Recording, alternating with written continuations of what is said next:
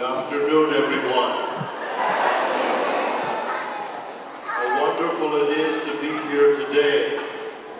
I want to express in a very special way my thanks to Father Michael Harrington,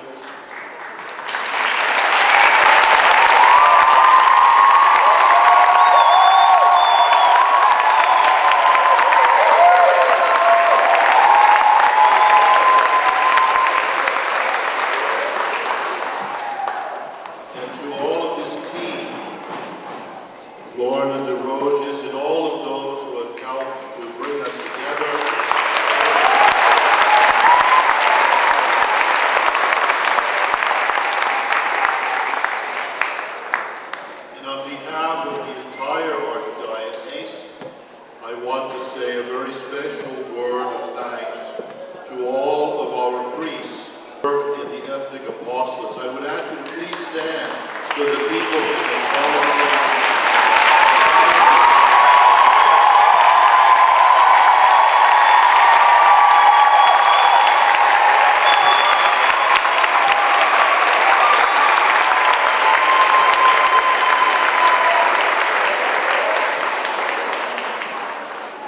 Without you, fathers, it would be impossible to be able to minister to all of these thousands of people that have come to Boston in the last few years from all corners of the earth.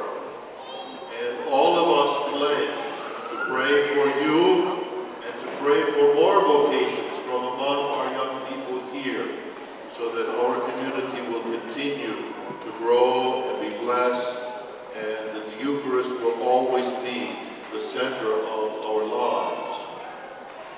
How fitting it is that this family festival takes place on the eve of Corpus Christi. Today we celebrate the diversity of gifts that come from so many different communities that form our church. But we also celebrate our unity, the unity in the sacrament of the Eucharist, where we gather as one family, partaking of one loaf, so that the body and blood of Christ can be visible in our world. At Pentecost in Jerusalem, there were people gathered there from all the nations under heaven.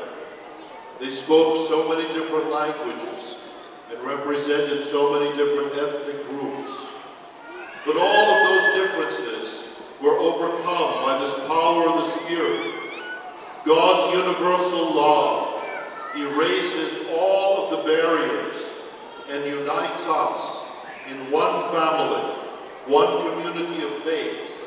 As St. Paul says, one Lord, one faith, one baptism. Jesus Christ commanded the church at the Last Supper, do this in memory of me. With these words, Jesus commands us to celebrate the Eucharist with the firm faith that He is with us. And like the disciples of old, we too recognize Him in the breaking of the bread. The Church draws her life from the Eucharist. Pope John Paul II said he wanted to rekindle Eucharistic amazement in our hearts, so that we recognize how Jesus makes Himself present to us in the living sacrament of His body and blood. When the Church celebrates the Eucharist, we relive the experience of those disciples on the road to Emmaus. Their eyes were opened, and they recognized Him in the breaking of the bread. Pope John Paul II is a young priest in Poland, and I was so happy to see the beautiful Polish costumes here representing the land.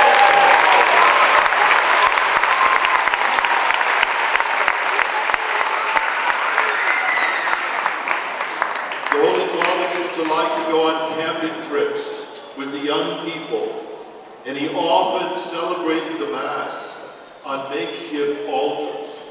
I saw a picture once of Pope John celebrating the Mass on a canoe turned upside down. He later wrote in one of his encyclicals on the Eucharist that these celebrations gave him a powerful experience of the cosmic character of the Mass. He says, the Eucharist is always in some way celebrated on the altar of the world.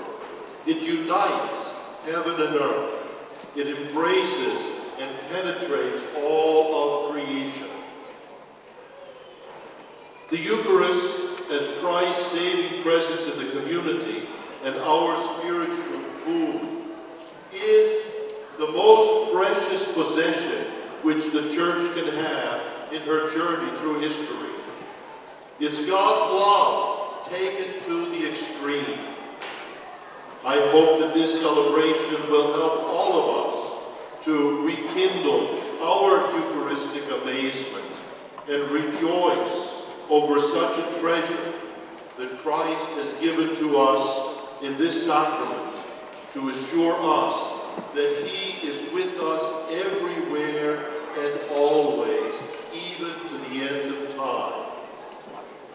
For God, nothing is improvised. The Seder meal was instituted by Moses at God's behest 2,000 years before the Last Supper, the first Eucharist. For 2,000 years, the Jewish people had been celebrating the Paschal feast to commemorate their liberation from bondage and from slavery in Egypt. Jesus chooses this celebration as his first Eucharist. The other powerful symbol of the Eucharist that comes to us from the Old Testament and shows that how for God nothing is improvised. From the beginning of time, He was already planning to give us this wonderful gift. In the first reading today from Deuteronomy, we hear Moses talking about the manna. At the time of Jesus, there was a popular belief among the Jews that the manna had existed in heaven since the beginning of the world, and that when the Messiah came, He would bring down that treasure of manna once again. The manna of Moses was to be surpassed by the manna of the Messiah. Jesus identifies the Eucharist with this new manna from heaven, showing that the Eucharist is miraculous. The Eucharist will be that supernatural bread of the new Exodus that Jesus taught His disciples to pray for each day when we pray the Our Father. Unlike the old manna, which only communicated natural life, this new manna would give supernatural life. He who eats this bread shall live forever. The old manna had been a miraculous foretaste of the promised land while the Jews were wandering in the desert. The new manna of the Eucharist would be the miraculous foretaste of bodily resurrection. That is why Jesus told the disciples it was necessary for them to eat it in order to be raised up on the last day. If they wanted to enter into the new promised land of paradise, they had to eat the food of the world to come. Significantly, the feeding of the 5,000 in the wilderness harkens back to Moses feeding the people the manna in the desert. But it also anticipates what Jesus was going to do at the Last Supper. Jesus was showing us that the Last Supper was not just a Seder meal. It was a miracle of the new and greater Exodus.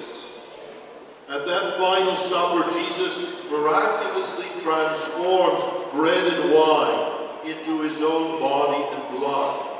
and commanded us to do the same. When I was a young priest, there was a terrible accident in South America that made quite an impression on everyone. It was a Uruguayan Air Force plane, Flight 571, that crashed in the Andes Mountains on October the 13th, 1972. Many people perished in that crash. It was the soccer team from Uruguay and many of the other fans who were traveling to Chile. Many of the survivors perished in an avalanche that took place shortly after the plane crashed.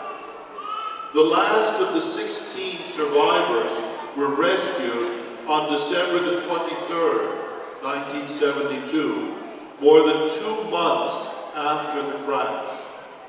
The survivors had no food and no source of heat at over 3,600 meters above sea level.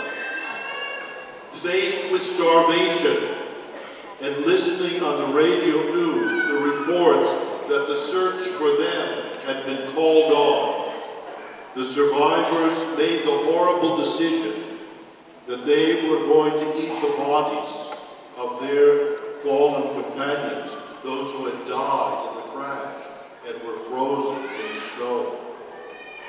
They were discovered because 2 of their valiant members of the group walked for 10 days in the ice and snow across the mountains until they found a man there who gave them food and drink and then alerted the authorities, who rescued the other survivors. The world was shocked when they heard their story. But when these young people explained why they had done what they had done, they said, "We remembered that Jesus gave us his body and blood, and said that if we ate his body, we would live forever." What gave them the courage to do what they did was their faith in the Eucharist. Later, the Vatican had said that the survivors had made a right and an ethical decision. For us, the Eucharist is the living body and blood of the risen Lord, and whoever partakes in faith will survive an airplane crash, a heart attack, cancer, and will live forever. The Eucharist is the medicine that snatches us from death and brings us home safe to our eternal Father.